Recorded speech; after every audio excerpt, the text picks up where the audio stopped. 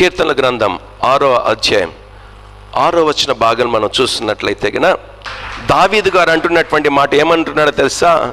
నేను మూలుగుచు. దావీదు గారు అంటున్నటువంటి మాట, నేను మూలుగుతున్నానయ్యా, అలసి ఉన్నాను. అయితే ప్రతి రాత్రియు నేనేం విడుచుచున్నాను? కన్నీరు విడుచుచున్నాను. నా పరుపు ఏమైతుంది?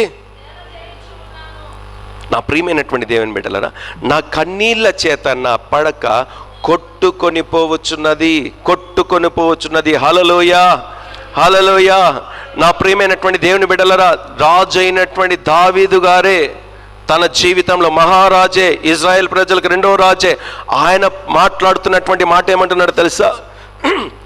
నేను మూలుగుచు అలసిపోయి ఉన్నానయ్యా, నేను మూలుగుతున్నాను. నాకున్నటువంటి పాపపు స్థితిని బట్టి, నా జీవితాన్ని బట్టి నేను ఏమైపోయానంటే అలసిపోయి ఉన్నాను, నేను మూలుగుతూ ఉన్నాను, నేను నీ సహాయం వేడుకుంటున్నానయ్యా.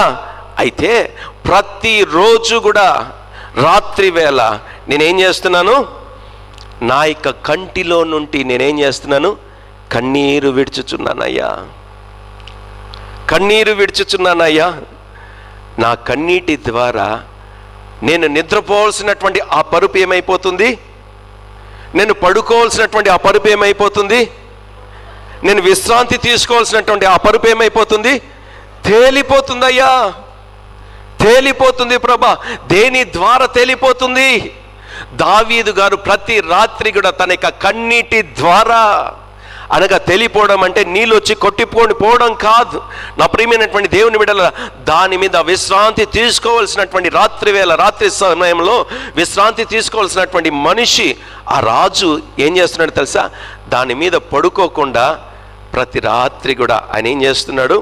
కన్నీటితో దేవుని దగ్గర మొరపెడుతున్నాడు, కన్నీటితో మొరపెడుతున్నాడు. దేని ద్వారా అంటే ఆయనకున్నటువంటి సమస్యను బట్టి మూలుగుచు అలిసిపోయి కన్నీటి ద్వారా నా పరుపు తేల చేయుచున్నావయ్యా.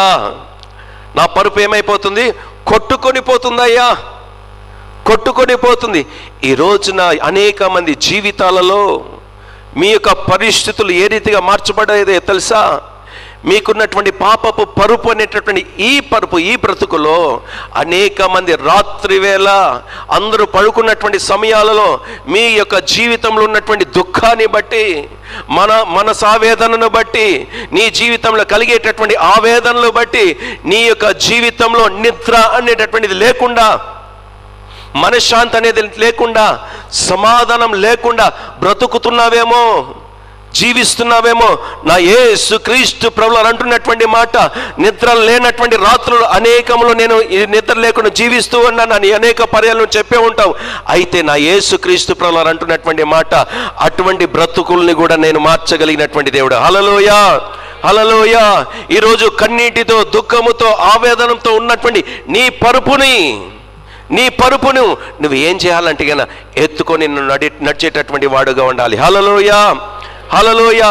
నా ప్రియమైనటువంటి దైవ జనాంగమా, ఈ రోజున బెతెస్దా కోనేటు అని పిలువబడుతున్నటువంటి దేవుని యొక్క సంఘములో, దేవుని యొక్క మందిరములో ఆనాడు 38 సంవత్సరాల నుండి దేవుడు వచ్చేటంత వరకు కూడా స్వస్థత పొందనటువంటి ఆ వ్యక్తి యొక్క జీవితంలో, సంఘంలో ఉన్నప్పటికీ, ఆ యొక్క మంటపాలు ఉన్నప్పటికీ, ఆ యొక్క నీళ్లు కదిలించినప్పటికీ కూడా చూస్తున్నటువంటి ఆ వ్యక్తి యేసు క్రీస్తు ప్రభువు యొక్క మాట చొప్పున ఆయన ఏం చేస్తాడో తెలుసా?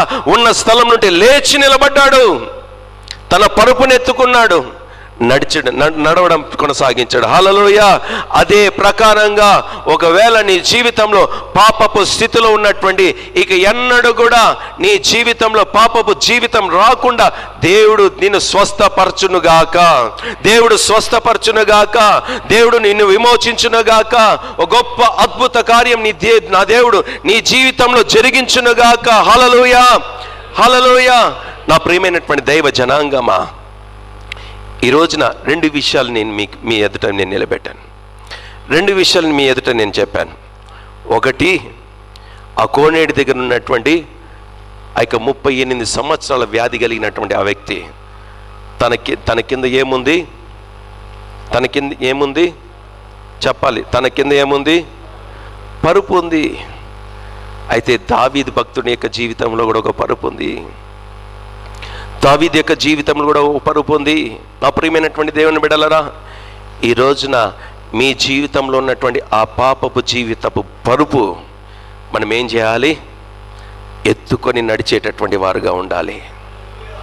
ఆ పాపపు యొక్క పరుపునంతటిని కూడా యేసుక్రీస్తు యొక్క నామంలో పాపాన్ని విడిచిపెట్టి మనకున్నటువంటి పరుపుని ఎత్తుకొని యేసుక్రీస్తు ప్రభుల వారితో కూడా నడిచేటటువంటి వారుగా ఉందుముగాక. హల్లెలూయా, హల్లెలూయా. నా ప్రియమైనటువంటి దైవ జనాంగమా, ఈరోజు సంఘములో ఏ రీతిగా ఉన్నారో తెలుసా? అనేకమైనటువంటి సంఘాలలో నీళ్లు కనబడడం లేదు. అనేక మంది జీవితాల్లో నీళ్లు కనబడడం లేదు. నా ప్రియమైనటువంటి దేవుని యొక్క సంఘమా, మత్తయి సువార్త 12వ అధ్యాయం 43, 44, 45 వచనాలు చదువుదాం. ఆల్రెడీ ఒకడిని పట్టుకునింది, అయితే విడిచిపెట్టేసింది యేసు నామములో. హల్లెలూయా. విడిచిపెట్టిన కారణాన్ని బట్టి తిరిగి అదేం చేస్తుంది? వదిలి వచ్చిన నా ఇంటికి. ఎవరింటికంట అంటే అది ఏం చేసుకునింది? స్వాధీనపరచుకునింది. అదేం చేసింది? స్వాధీనపరచుకుని తిరిగి వెళ్ళుదని అనుకొని వచ్చి ఆ ఇంట ఎవరూ లేక అది ఊడ్చి అమర్చియుండుట చూచి వెళ్ళి తనకంటే, మొదటేమో ఒకటి లేదు, యేసు నామంలో విడిచిపెట్టబడ్డది. విడిచిపెట్టబడిన తర్వాత ఆ గృహం ఏమయ్యిందంటే కదా ఊడ్చి అమర్చబడ్డది. అన్నీ కూడా చూచి ఏం చేసేది? నాకు లాగానే విశ్రాంతి లేకుండా ఏవేవైతే తిరుగుతున్నాయో మరి చెడ్డవైనటువంటివి 7 ఏం చేసేది? సేనాని. నా ప్రియమైనటువంటి దేవుని బిడ్డలారా, అయితే ప్రాముఖ్యమైనటువంటి విషయం ఏంటో తెలుసా? ఆ పై వచ్చిన భాగంలో అది విశ్రాంతి వెతుకుచు నీరు లేని చోట్ల. అపవిత్రాత్మ దేని కొరకు వెతుకుతుంది? విశ్రాంతి కొరకు వెతుకుతుంది. అయితే ఎటువంటి స్థలం వెతుకుతుంది? నీరు లేని చోట. అందరు చెప్దాం, నీరు లేని చోట. అనగా దేవుని యొక్క సంఘములో నిత్యము ఏముండాలి? నీళ్ళు అనేటటువంటి వాక్యం ఉండాలి. హల్లెలూయా. అయితే అపవిత్రాత్మ దేని కొరకు వెతుకుతుంది? విశ్రాంతి కొరకు. ఎక్కడైతే నీళ్లు లేవో, అనగా దేవుని యొక్క వాక్యము లేదో అటువంటి స్థలాల కొరకు ఎదురు చూస్తుంది. అటువంటి స్థలాల్ని వెతుకుతూ ఉంది. హల్లెలూయా. నా ప్రియమైనటువంటి దేవుని బిడ్డలారా, ఈ రోజున సంఘములో వాక్యం సమృద్ధిగా లేని చోట్ల ఎవరు తిష్ట వేసి కూర్చుంటారు? ఎవరు నివసిస్తూ ఉంటారు? ఎవరు నివాసం చేస్తారంటే గన దురాత్మ సమూహాలు. నీరు లేని చోట్ల అది వెతుకుతుంది అంటే నివాసం ఉండడానికే కదా. ఆ కింది వచనంలో చూస్తే గన అది ఊడ్చి అమర్చి ఉండట చూచి మరి 7 చెడ్డ దయాలని సమూహాన్ని. నా ప్రియమైనటువంటి దేవుని బిడ్డల, ఇంతకుముందు ఒకే ఒక దయ్యం, ఇప్పుడు ఏమి? అనేక దయ్యాలు వచ్చి నీ గృహంలోనికి. సమాధానం ఉండదు మీకు, నెమ్మది ఉండదు మీకు, భార్యాభర్తల మధ్యన ప్రేమ ఉండదు, మీ జీవితాల్లో శరీరాలకు కానీ ఆత్మకు కానీ ఆరోగ్యం ఉండదు. ఎందుకో తెలుసా? వాక్యం అనేటటువంటి దేవుని యొక్క వాక్యం నీరు నీ యొక్క జీవితంలో సంఘంలో లేదు గనుక. నీరే గాన ఉంటే గన దేవుని యొక్క స్వస్థత, దేవుని యొక్క కార్యాలు మనం చూస్తూ ఉంటాం. ఆ బెతెస్దా కోనేరులో నీరున్నది, కదిలించబడుతుంది, కార్యాలు జరుగుతున్నాయి. ఇక్కడ నీరు లేదు, దయ్యాలు వచ్చి నివాసం ఉంటుంది. నా ప్రియమైనటువంటి దేవుని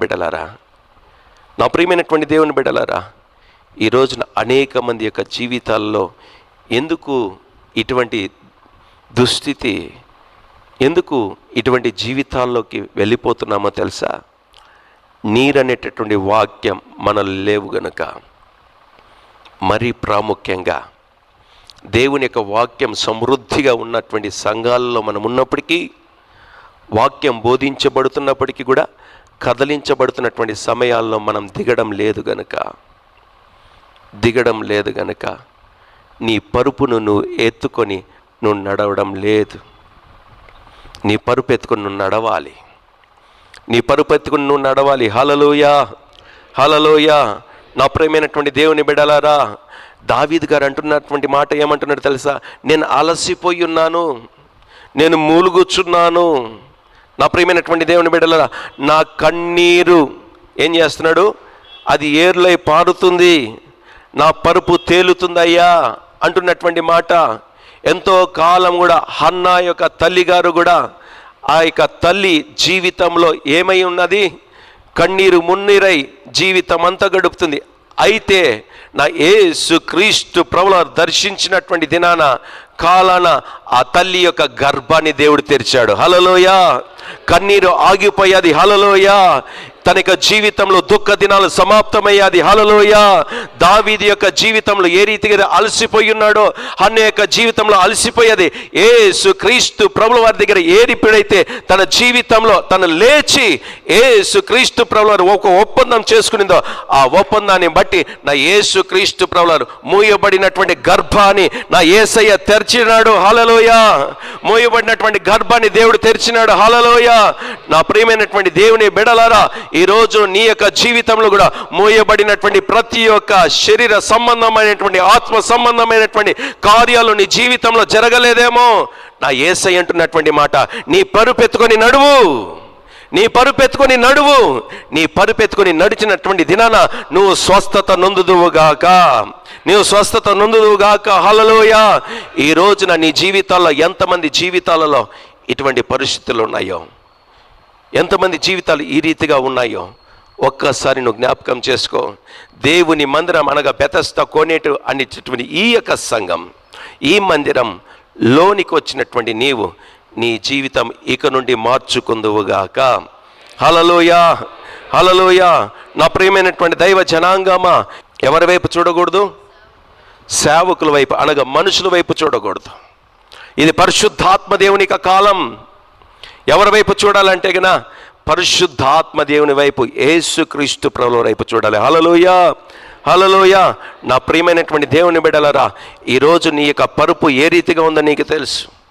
కన్నీటి మయముగా ఉందేమో తెలుసు, నీ పరుపు తేలిపోతుందేమో నీకు తెలుసు. అయితే నీ యొక్క పాపపు స్థితి కూడా నీకు తెలుసేమో. నీవు చేసేటటువంటి పాపాన్ని బట్టి ఆ పాపాన్ని అంతని కూడా నువ్వు విడిచిపెట్టేసి నీ పరుపుని ఎత్తుకొని నడవడం ప్రారంభించాలి. నీ పరుపుని ఎత్తుకొని నువ్వు నడవడం ప్రారంభించాలి. నీ పరుపుని ఎత్తుకొని నడవడం ప్రారంభించినటువంటి దినాన యేసు క్రీస్తు ప్రభుల వారికి మహిమార్థకరంగా దేవుడు వాడుకుంటాడు. హల్లెలూయా. నా యేసు క్రీస్తు ప్రభుల వారికి మహిమార్థకరంగా నిన్ను నన్ను వాడుకొనుగాక. నా యేసయ్య వాడుకొనుగాక, నా యేసయ్య వాడుకొనుగాక. హల్లెలూయా, హల్లెలూయా. ఆ జీవితాన్ని నా యేసయ్య నీకు స్థిరపరుస్తాడు, ఆ జీవితాన్ని స్థిరపరుస్తాడు.